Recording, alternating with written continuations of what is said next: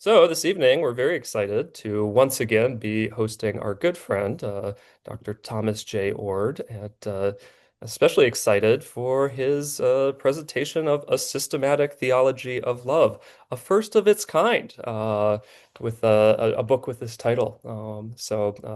It'll be great to, yeah, give Tom some exposition of these ideas, and we're hoping to leave a good chunk of time for Q&A at the end here. Feel free to add any questions and comments in our chat as we go along, and then once Tom has wrapped up his sharing, we'll transition, and I'll moderate a bit of a discussion and Q&A. And for those interested, you're welcome to come on camera and audio and engage directly. But we're also happy to read off any questions, any queries on your behalf. So, without further ado, I present Dr. Tom Ord. Thanks so much, Jared, and thanks to everybody for spending a little time this evening. For probably most of you, it's at evening time to hang out with me and explore some of the big ideas in this new book that I've written called A Systematic Theology of Love. And as Jared mentioned, as far as I know, it's the first book with that title. And of course, lots of books have unique titles, but what I think is particularly interesting is that apparently no one has taken systematic theology and love and put it together. And that is odd, especially if you're from a tradition like I am, that has said that God is love is sort of central. And that if you hang out with believers in various traditions, but especially Christianity, they're likely to say God is loving, and that's really important to them. So I begin this book by looking at some of the reasons I suspect that love has not been taken as the orienting concern or regulative idea in very many systematic theologies. And then I make an argument for why it should. Tonight, what I want to focus mostly on is how various ideas in open and relational process theology make the proposals I have in this book unique. If you compare what I'm writing to with what Thomas Aquinas has written, Karl Barth, the typical evangelical systematic theology you might buy on Amazon, you're going to find lots of differences. Now, there's some similarities too, but I think the differences will stand out in stark contrast. So let me start things by sharing my screen here. Uh, I thought it might be nice to talk with you all and give you a little background for my motives for writing this book. And like most books, there are various motives, but here are some of the key ones for me. I care a lot about coherence in ideas. If an idea conflicts with another idea, then I feel this sort of dissonance and I want to see if something needs to be changed or one idea needs to be discarded. I also want to avoid logical contradictions. And so, what I'm trying to do in this book, which I think is fairly standard in systematic theologies, is to provide a coherent and logical description of reality as I understand it. Obviously, I'm limited. And reality, as I see it, includes both creaturely reality and divine reality. But I want to account for widespread experience. I don't think that I can account for every experience whatsoever, but I think that if I generalize, I have a good shot at accounting for at least the most prominent and most obvious experiences.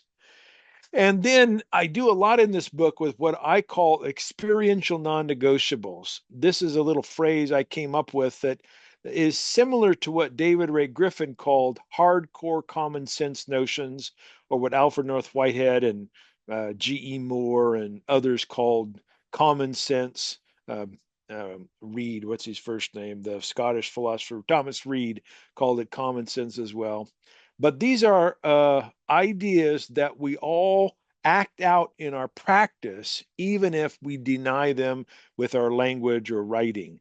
So these things that are a part of our experience that we end up living, I think those things ought to be a part of a good systematic theology.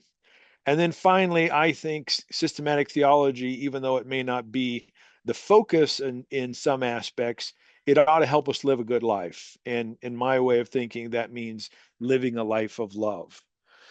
Now, I'm not the first person to write a systematic theology in the process open and relational theology, process open and relational tradition, but there haven't been too many.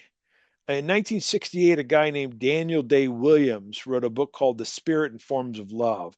And although it's not really laid out like a typical systematic theology, when asked John Cobb about a process systematic theology in the 1990s, he said this was as close as what process theology had at the time.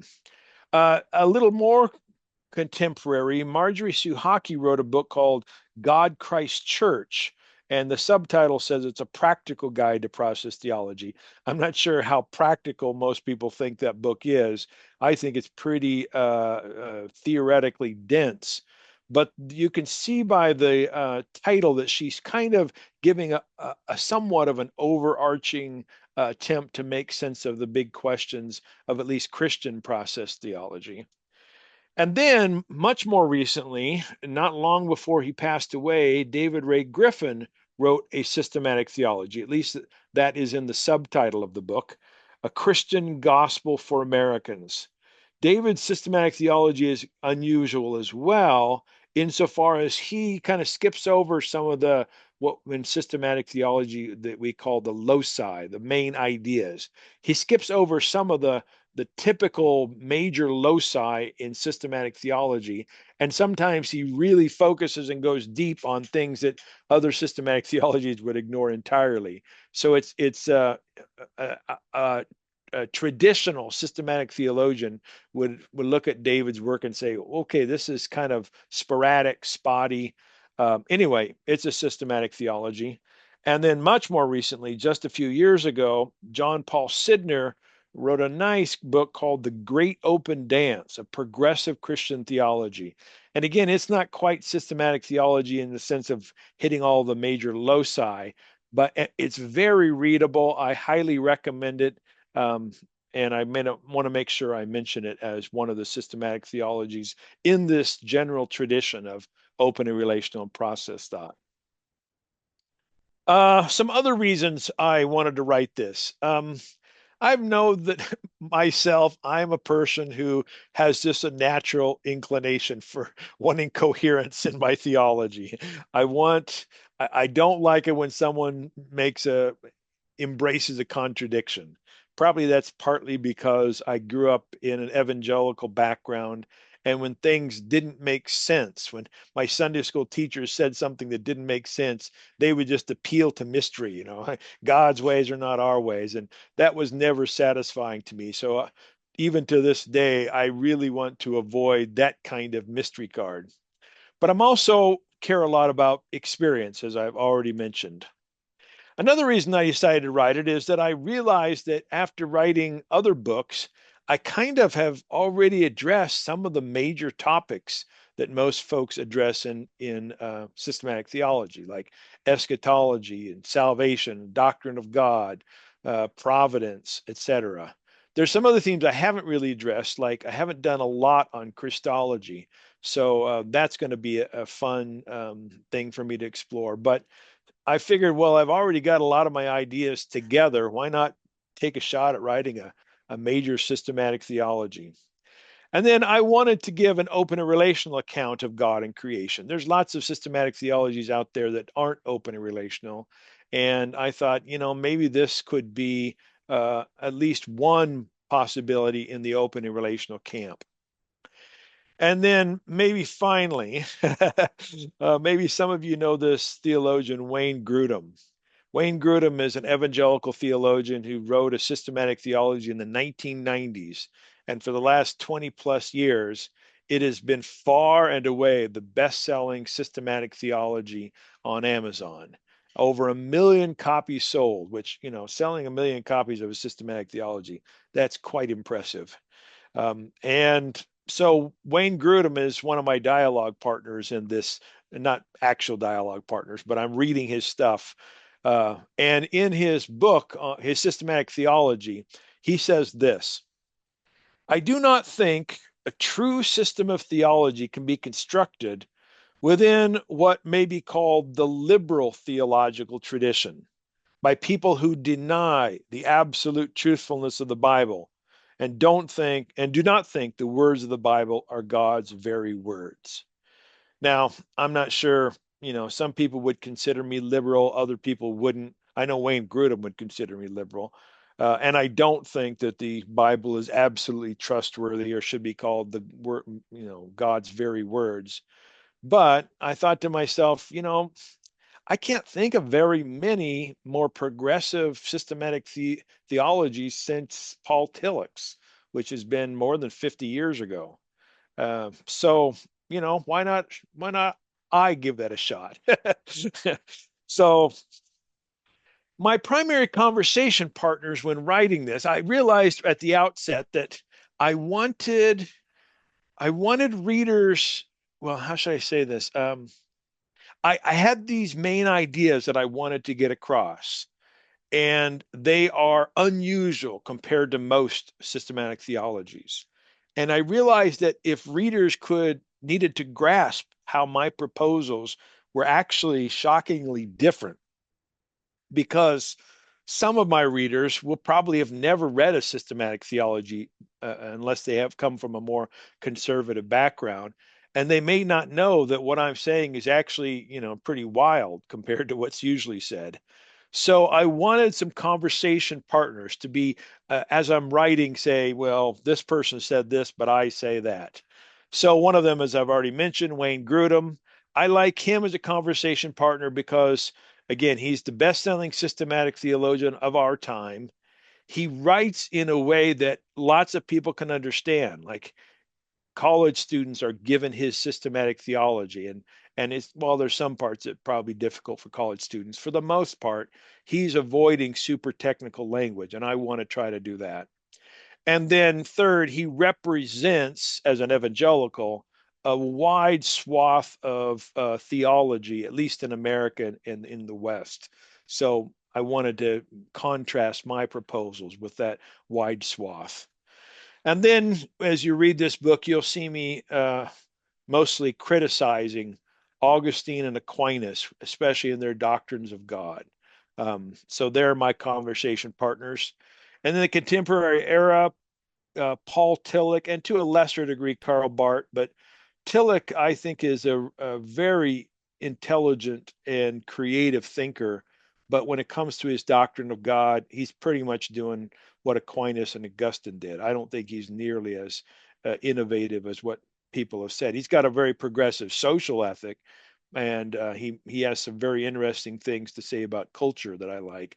But in terms of his actual doctrine of God, I don't think he's that much different than Aquinas and Augustine. So I take him on an awful lot. I also am in dialogue with John Wesley and many Methodist theologians. That was, as has been, my own personal tradition within Christianity. And so I know that tradition pretty well. And it's easy for me to kind of reach to some of those thinkers to illustrate something I'm doing or to make some kind of contrast. For instance, even though I say a lot of appreciative things about many Methodist theologians, I'm pretty harsh on those who still affirm omnipotence. And so that comes out in my writings from time to time. Then I know that I'm a white guy and I see the world through a white guy lens. And if you look at the history of Christianity, white guys, or at least guys, have mostly been the ones who've written systematic theologies. Now, there's exceptions. Catherine Sonderegger right now at Virginia Theological Seminary, she's writing a systematic theology. James Evans has written from a Black perspective, et cetera, et cetera. But um, the top 30 best-selling systematic theologies, according to Amazon, at this particular moment, the top 30 are all written by white men in the evangelical tradition. And so I want to bring out other voices. And so I do often in my writing. So they're my conversation partners. I'm also someone who still reads the Bible a lot and finds a lot of wisdom there, although I'm also critical of Scripture and sometimes. But I'm in dialogue with what I think is some of the best of contemporary biblical scholarship. And then, perhaps most of all, I'm in dialogue, mostly drawing from, although occasionally criticizing, my fellow process, open, and relational thinkers. So, as you read through, these are the kinds of folks you're going to see arising often in the text. What I want to do now, I've given you a little bit of a background of why I wrote this book. I'd like to look at about a dozen big ideas in this first volume and have that launch a conversation. I could, I'll go all kinds of different directions in our conversation tonight, but I thought if I kind of laid out these dozen ideas that are rather unique, rather different from most systematic theologies, that might be the kind of fodder we need to get a interesting conversation going. And you can ask me to go deeper, or you can criticize, or you can expand, whatever. So let's look at these big ideas. Well, first of all, this is a systematic theology of love, and I'm make at the very outset the claim that I'm attempting to always make love my regulative idea, my orienting concern.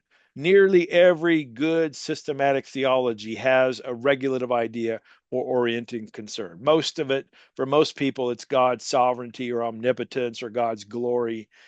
Sometimes a fewer number will say God's grace. And there's other possibilities, the church, providence, whatever, Trinity. For me, love is my aim. I aim for love to be my orienting concern. Now, that immediately raises the question, well, what is love? Because theologians, not only in the Christian tradition, but in various religious traditions, have had different understandings of what love is. So I employ a definition that I coined about 30 years ago and have mostly followed through it over that time. I think to love is to act intentionally in relational response to God and others to promote overall well being. For me, lovers aim to somehow promote flourishing, abundant life, blessedness, eudaimonia, well being. That's what I think love should best be understood as. And love is an intentional action. Love doesn't just happen accidentally, but it's fundamentally relational. And I think love is possible because God acts, but also others act. So it's not just God or just me and God. There's many agents in this activity. So that's what I think of as that's central to me. And those of you who know open relational process thought, you know that the categories in this thinking are just highly conducive to thinking about love because love is dynamic, love is timeful, love is relational. I mean, all these kinds of things that are just at the heart of the way process open and relational folks think, those just align so nicely with what at least most people would intuit, or if not outright say, is what love is all about. So it's natural to use open and relational theology when writing a systematic theology of love. Early on, I take the Johannine phrase, God is love, as primary, but that phrase has been interpreted in a lot of different ways in history. And I interpret it to mean that God loves by necessity. It's God's very nature to love. And we best understand the other divine attributes like God's power, God's presence, relationality, etc. And we best understand the way God acts and responds to creatures in light of this love. I'm not saying love is God's only attribute, but insofar as other attributes or other claims about God's action have been incompatible with love, then I think we ought to change those other attributes. One of the most obvious ones that we'll get to in a moment is omnipotence. I think that's incompatible with love, at least the way omnipotence is usually understood. But other ideas like, some people have said God is perfectly loving, but sends people to eternal conscious torment. That makes no sense to me. I think we ought to throw out the idea of hell because God's love doesn't do that sort of thing. Some people have said that love is only, this is the major view of Augustine and Aquinas, that divine love is only benevolence, only giving.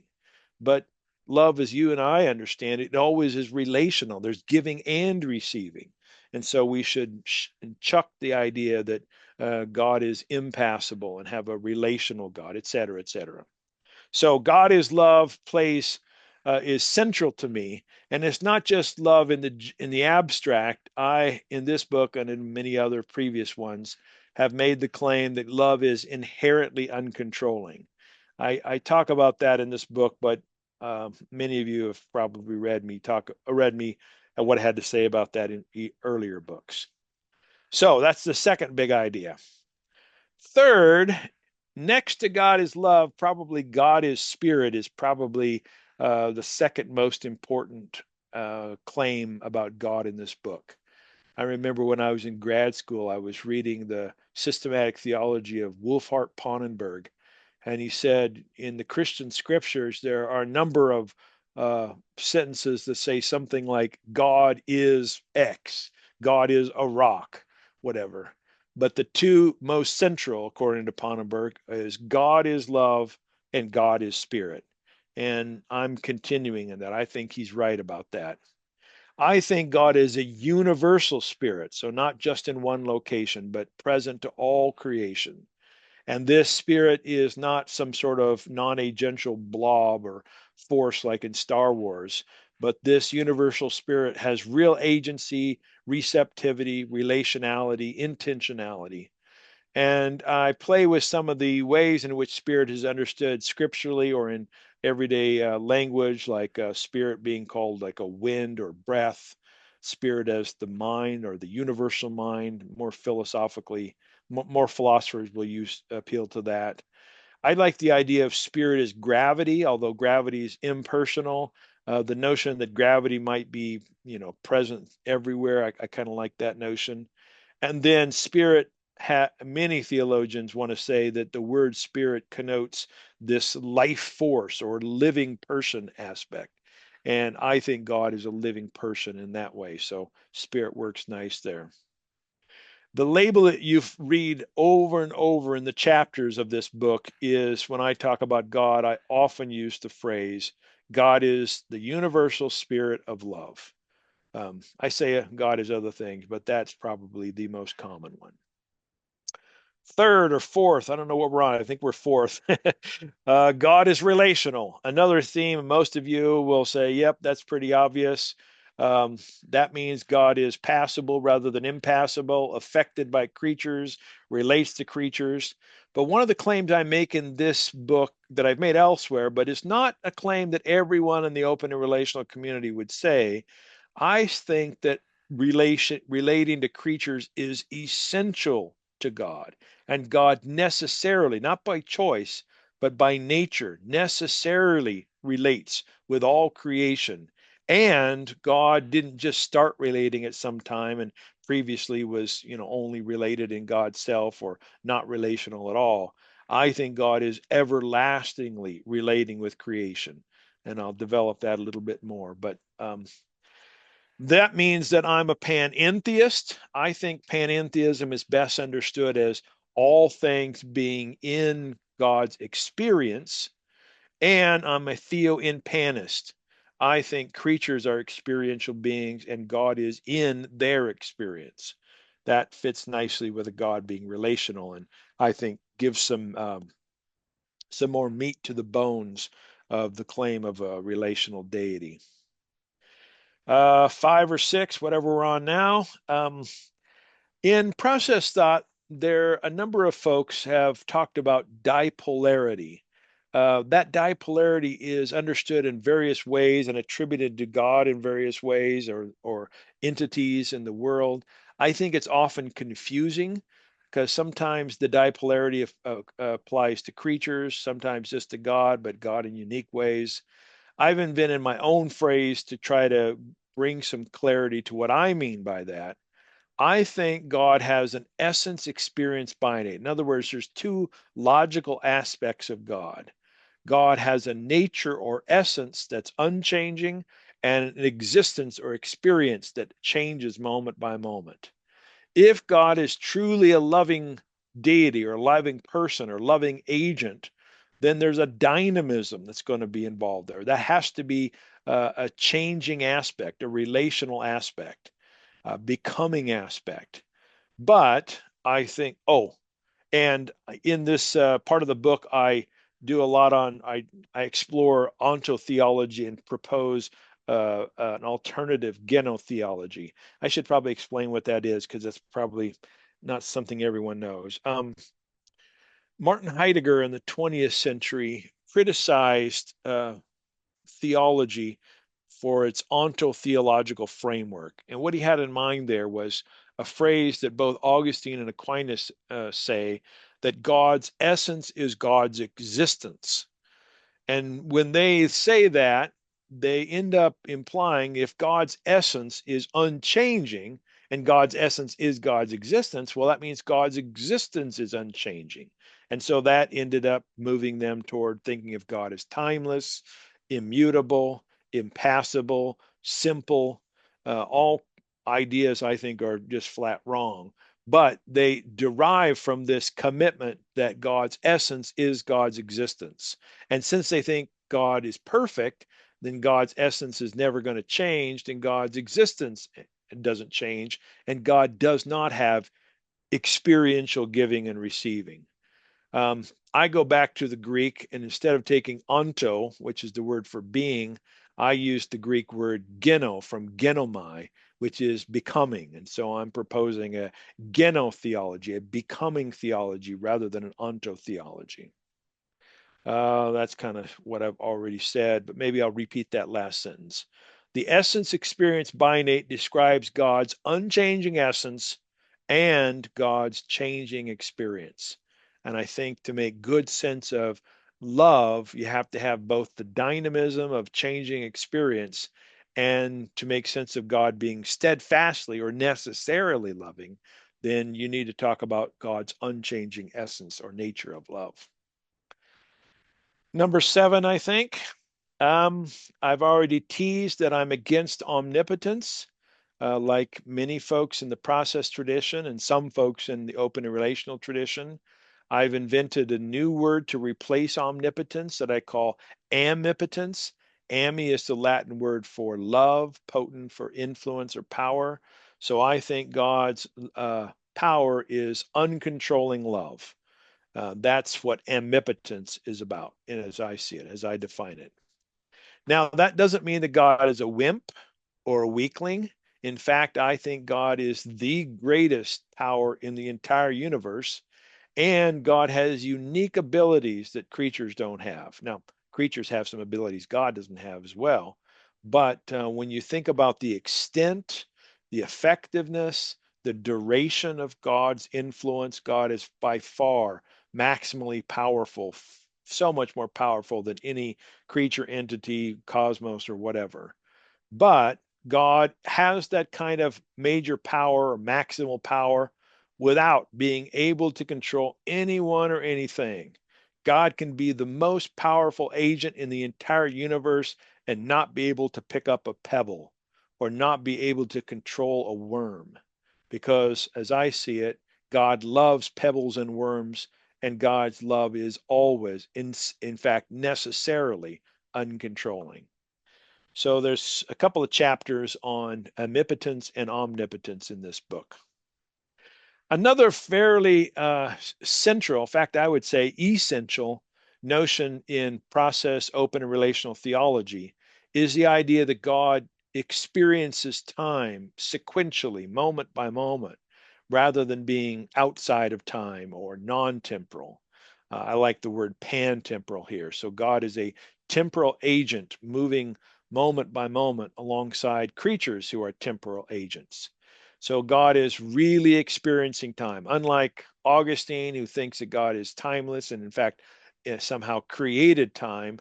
I think time is a constituent element, not only of every creaturely entity, but of God as a divine entity.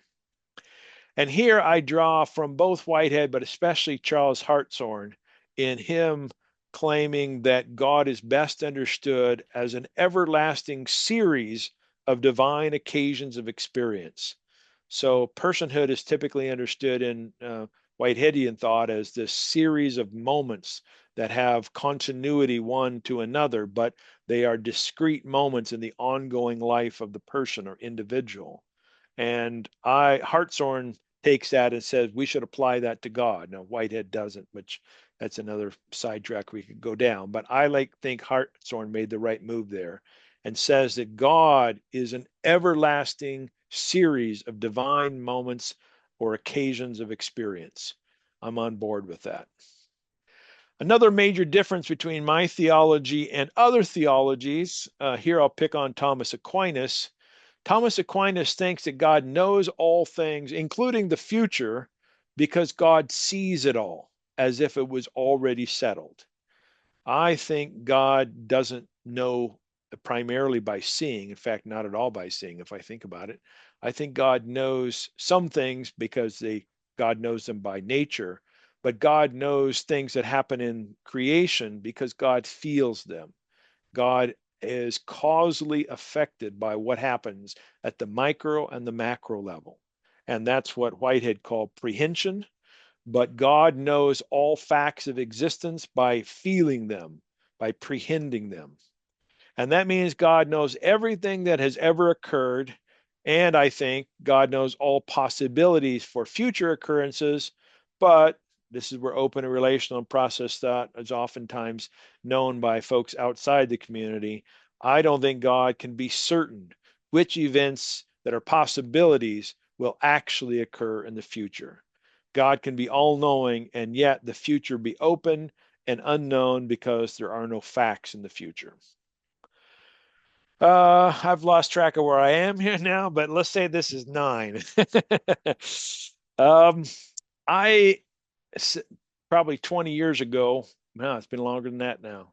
Anyway, a long time ago, um, became convinced that the view that God once existed all alone and then, for some reason, decided to create the cosmos or the universe out of absolutely nothing, that was a bad idea. That I didn't realize it 25 years ago that it had so little, in fact, no biblical support in the Christian scriptures. And some of my Muslim friends tell me it doesn't have good support in the Quran as well, but I'm not an expert on that. Uh, but I've then thought to myself, I need to come up with an alternative view of God as creator. I like the claims found in Christian scripture that God's the creator of all things. I interpret that to mean something like all actual things. Um, and how am I going to account for God creating all things if God has always been related to some universe? Whitehead talks about the co-eternality between God and the universe, but he doesn't really spell out what exactly that means. In some fact, sometimes he makes claims about God as creator that kind of make me not, that are unsatisfying to me. So, in this book, I spent a chapter saying why you should not accept the view of God creates out of nothing, creatio ex nihilo. I also look at about a half a dozen other creation theories and delve into Big Bang and multiverse hypotheses, etc. But then I throw out my own novel proposal. I think God is the ever creator. God always creates in every single moment out of that which God created alongside creatures in previous moments. And if you really need the Latin, it's creatio ex creatione, simpi eternalis in amore. So God has always been creating. That's a very unusual claim. There are some others who've said that in the history of theism, but I don't think anyone, at least that I know of, has said that God's always been creating in relation to that which God previously created, which was also co created by creatures. And that creative process alongside others is everlasting. Um, since the Latin is way too hard to remember, ever creator is the best the best label I can come up with for trying to articulate that. Moving now down to the end. In some of my previous books, like The Uncontrolling Love of God, I've laid out what I think providence looks like if God is uncontrolling. So I rehash some of that in this particular book. I think God engages and empowers creatures with and gives them agency and freedom. I think God gives agency even to the smallest entities of reality. I feel a little weird saying that quarks have free will, but I think that at some stage in the smooth emergence over evolutionary history, the agency God provides at smaller levels complexifies to the degree that we can call it robust free will. I suspect it's a gradation over time, but the main point is God is giving agency to every single creature, no matter their complexity, and God can't control any creatures from quarks to quail to quasars. Or let me get another one in there: quarks to quails to Quakers and quasars. Uh, get some complex creatures in there. I also affirm chance and randomness in the universe, so I think that's reality. C.S. Peirce is, I think, is written best on that some of that stuff. Um, I don't think God can control creatures or creation, no matter the complexity and the law-like regularities that we see in creation. I think God is the source of those regularities and can't suspend those law-like regularities. So, what most people call the laws of nature, I think those emerge because of God's steadfast love and conditions in creation and complexities of creatures, etc.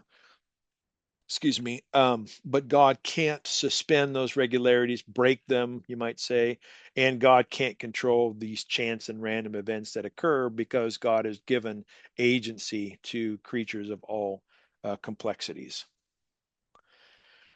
Um, in many of my previous books, I've addressed the problem of evil. I do a little bit new and a few new things in this book. I explain in greater clarity why I think Augustine's notion of evil as privation of a good is a bad way to go, and that David Ray Griffin's notion of a genuinely evil event being that which, all things considered, makes the world worse than it otherwise might have been is a much better definition of evil.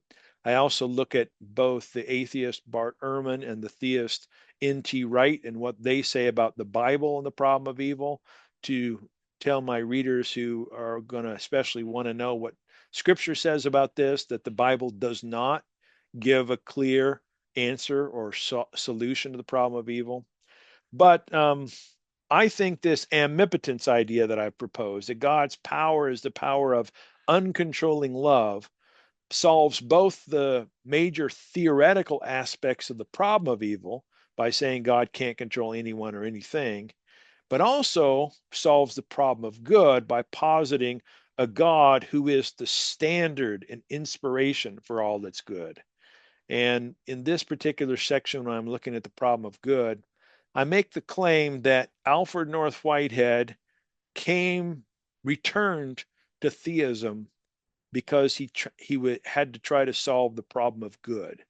He'd given up on a God who was all powerful or omnipotent, and that's what most people know him for, is giving some sort of new view of divine power that overcomes at least the central theoretical aspects of the problem of evil. But I think for he himself, he realized he needed God in his metaphysics to account for the goodness and the order and the limitation of possibilities, and that's an answer to the problem of good. I think this is my final point. Um, I actually affirm miracles.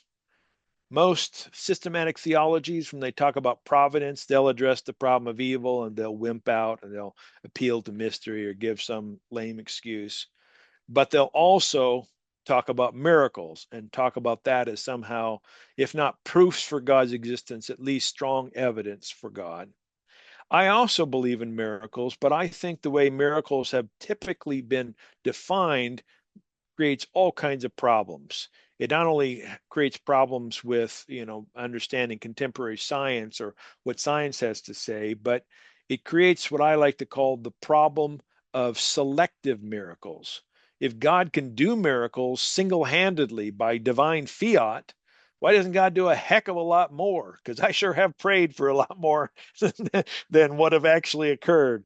So I criticize the traditional view of miracles and give probably a half a dozen definitions from major people, contemporary and past, and then propose a new definition for miracles. I think miracles should be understood as good and unusual events that involve both creaturely and divine input.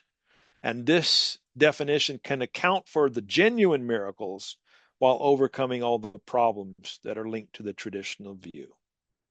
All right, that was a lot of stuff hammering through. Went a little longer than I thought, but I hope it provokes in you some questions for our discussion. Thanks so much.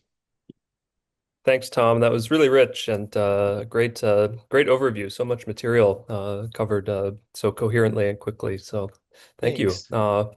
I want to open it up with one question here, following up on some of your explorations of divine action and how this fits in with your sort of big framework of love. So you mentioned that.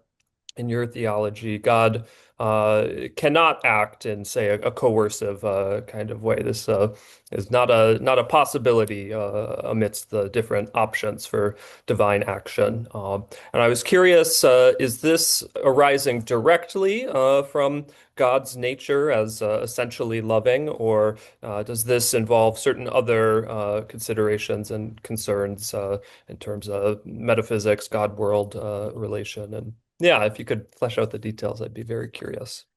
Yeah, at one point in the book, I do a little comparison of my view to whiteheads, hartshorns, and griffins. Whitehead's view of God's power, I think at least he has got several quotations where, because he prioritizes creativity, he makes claims about God's power that sound to folks who don't know the process metaphysics as if somehow God is subject to this principle of creativity. Like God is like, oh, that thing is holding me in. God is somehow externally constrained. Now, I think that's not the best interpretation of Whitehead, but some of his language, God's in the clutches of creativity, he says, for instance. So, what I'm proposing is different from God being externally constrained. I think Hartshorne shifts that a little bit, and he says God's constraints are inherent in the nature of the God world relationship.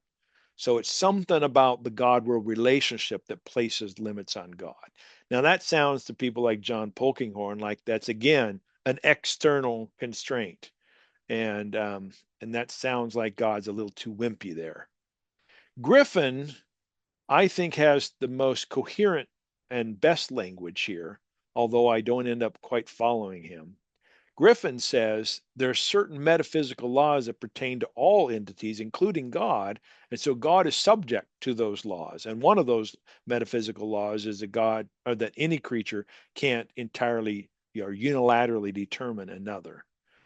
But to many of his interpreters, that sounds like yet another external limitation. Now, metaphysical laws aren't something external to God, but it sounds like that to many interpreters. What I'm making the claim is that it's God's very nature to be uncontrolling. That God's nature is first and foremost uncontrolling love. So it's not something external to God imposing constraints, but neither is it a voluntary self-limitation, which you get in some open and relational folks, that God is voluntarily choosing not to control, but God could. I'm saying God is constrained by God's own nature, and God can't deny God's self, to use a phrase in the Christian scriptures. So that's the proposal I'm putting on the table, Jared. Thanks, Tom. That's very helpful, and Yeah. yeah, I like hearing this kind of lineage and these arrays of views from process thinkers and how yours compares. So Thank you. All right, we're going to open up for questions and discussion now. Feel free to raise your virtual hand if you'd like to hop on video and pose your question to Tom personally, and I'll call on folks. If you'd like me to read off a question on your behalf, please enter it in the Zoom chat here, and hopefully we can get to as many as possible with our 12 minutes remaining. So, Stephen, I see your hand is up. Please. Hey Tom, how you doing? Doing well, Stephen. Good to see you. I wrote this question down earlier because you know me. Sometimes my words get fluttered. Um, in your book, A Systematic Theology of Love, you provide a well thought out and coherent systemic theology by prioritizing love above all else and redefining divine power, as you say, omnipotence, the not what I like to use, not controlling aspect of love. You say uncontrolling. We've had that discussion. Yeah. If you were to use a theological reflection process to proof or test your theology of love in the real world, how would you see it successfully crossing the bridge into practical theology, otherwise known as applied theology or whatever other words you want to use? Specifically, when confronted with profound personal trauma, sometimes which you mentioned in your book, God Can't, these traumas, of terminal diagnosis, natural disaster, or the great evils that we experience in this world, what does that theological reflection in its uh, look like that proves omnipotence? Your theology of love is not just conceptually coherent, which it is, by the way, in the realm of academics, but provides actual comfort, ethics, and lived theology for people who experience what you call your non-negotiables in life. I think you have briefly touched on this in your theological reflection in your books, God Can't, and previous books I've read. I firmly believe that even the best and most coherent systems of thought, as my father would say, are worthless unless they create an orthopraxy that benefits all creation. I would Mm, think that a system based in love would be the easiest to provide a powerful creation transforming orthopraxy. Essentially, your mm. theology of love, which I know you know I appreciate very much and Yeah. have reviewed, how does one move from what my father would call the whatness to the howness of life? If you were to approach this answer through the lens of personal experience, of the application of this system in your life, I think that would help focus it. Otherwise, from a pastoral point of view, how do I translate this theology of love to the counseling room or to my own life when dealing with trauma or people in trauma? Yeah. What a great question. I'm tempted to take the easy way out answering your question, Stephen, by saying, "Yeah, I'm going to address that in volume 3 when I get to the ethics." But I'll take a stab at it right here and right now. I think this idea that love is uncontrolling, or you like to say non-controlling, I think that has real life implications for how we respond and treat one another. And you ask for a sort of a real life situation. The ones that come quickly to my mind is the times I've been a good parent and the times I've not been so good. And one of the times I've not been so good is I've been so frustrated with my kids that I try to force my way upon them and try instead of trying to persuade them. Now, people will respond when I say something like that by saying, yeah, but sometimes for their own good, you need to, move their bodies around. And there probably are some instances, like I oftentimes give the illustration of if my kid's getting ready to step in front of a truck coming down the street, I'm going to reach out and pull them back, even though it's against their free will. At least maybe it's not against their free will, but they're not freely choosing to step out of the truck. I'm going to use my body to try to help them in that way. But I think what we most of us realize is, especially those who've dealt with trauma, as you mentioned, is that much of that trauma relates to those who try to dominate and not allow a voice, not allow agency and action from others to get their own way, to do what they think is the right thing or the most pleasurable thing or whatever it is. And so the practical part of the practical realm is thinking about ways in which we empower others and enhance and their agency by listening, by collaborating, rather than trying to have a hierarchical, I'm in charge, I'm going to, force my way. So much of trauma, not all, but so much of trauma derives from that kind of force. We'll call it the ethics of force in the sense of trying to control or overpower. But I'm gonna be more articulate when I get to the ethics section, Stephen. Thanks for your good stuff, and thanks for your essays. Not only your review, but that the other essay you did from your own personal perspective. Those of you who are listening to this conversation, I'm going to put. I already put a link to that in the latest Center for Open and Relational Theology newsletter. So if you click on that, you can read some of Stephen's work. Thanks so much, Stephen, for the lovely question. I see Janie in the chat has an interesting question that I am going to read out. And Janie writes that we seem to see God as a personhood or a separate character. Is it possible that this love is not this way, but more a natural process or energy? So, yeah, What a thinking great about question. God aside from personhood and yeah. Yeah, I love that question because I just am consistently trying to find language to make sense of these things, to combine this notion that God is thoroughly present and active in my life and all of creation, and that God is more than creation. Not as God, so I'm not a pantheist. I'm a panentheist. Um, the language I've been working on most lately affirms the personhood of God, God being a real agent. But when we usually think of agents, we think of localized agents, the agent over there, the agent who is going to come here. But I think God is universal.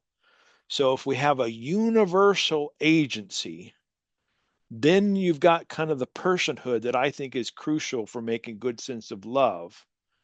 But if you also say this universality is intertwined, or the word I use is entangled with all of creation, then you've got this. I think it's more than an energy, but it is a part of the natural way things are, without without going to full on pantheism, which I want to avoid.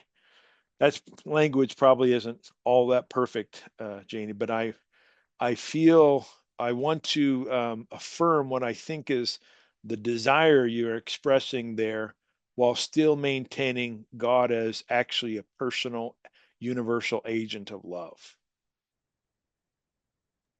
Thanks for the question, Janie. And I see Oh, Shane has, oh, please, Tom. yeah, I thought of something else I wanted to say. Sorry, and then we'll go to Shane. Um, I was in a conversation just this last week with someone who wanted to say love is energy. It was my friend Johan Trudeau. And I don't know if he wanted to say that, but he was teasing that out. And I realized after thinking about this that I've been pretty influenced by Whitehead in thinking that creativity is this dynamic power at work in all creation and God. And I think of energy kind of like that creativity. Now, this creativity isn't inherently good or positive or evil. It's just a force. It's just there. It's just the well, Bergson called it the life force of the universe. And I think love is not just the life force, because I think love seeks to promote well-being and is something expressed by an actor.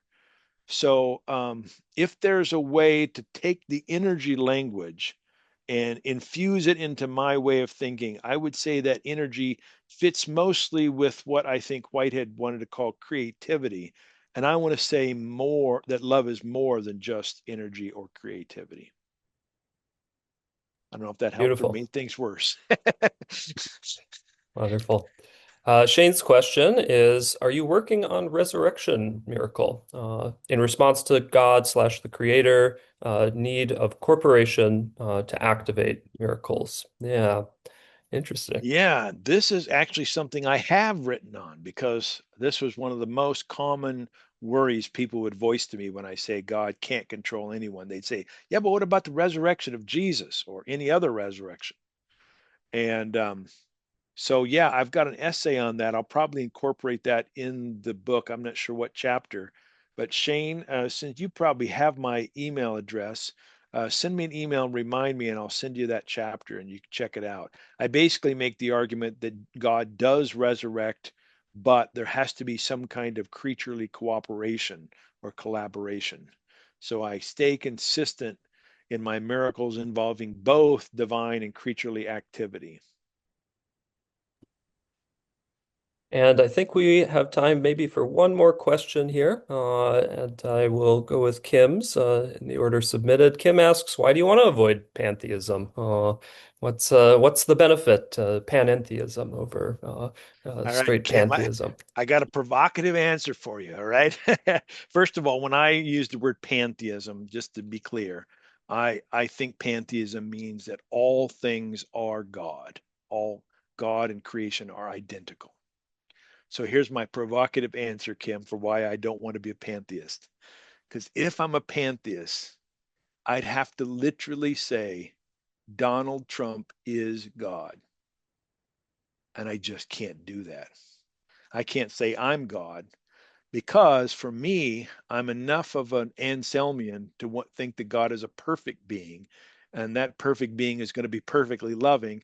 Donald Trump's not perfectly loving. I'm not perfectly loving. Creation's not perfectly loving. I think creation's capable of love. I'm capable of love. Donald Trump's capable of love.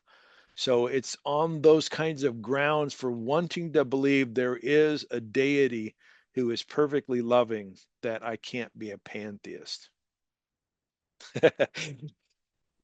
Thanks so much for everybody showing up tonight. I really enjoyed the conversation. Hopefully something I said was helpful, but I know some of you might have other comments or questions you want to share. I'm going to type in my email address in the chat box. Feel free to send me a note, and I'd love to continue the conversation with you. Thanks so much, There it Tom. is. Yeah, we would love to continue the conversation as well. And I see there's definitely interest in the AI topic in the chat here. I know some of our friends, especially those at the Center for Christogenesis, led by Ilia Delio, a Teilhard scholar and theologian, have focused a bit on this. But it would be great to, yeah, tackle some of those topics in our open and relational and process communities really thoroughly in the future too. So maybe a whole future event perhaps. And yes, thank you all for attending this evening. I realized in my haste to get started after a few little technical blips, I did not properly introduce Process and Faith. So welcome for any of you who are new to our community. We're a program at the Center for Process Studies who yeah, puts on online events, education, resources for faith traditions from yeah process and open and relational theological perspectives, and we would love to have you participate in any of our future events as well. We have regular learning circles and communities that meet in small groups for different focuses and faith traditions, reading groups and such. So please, if you're interested, stay in touch and have a good rest of your night, all. And thanks again, Tom. Thank you, Jared. I really enjoyed it. Thanks for hosting this. My pleasure.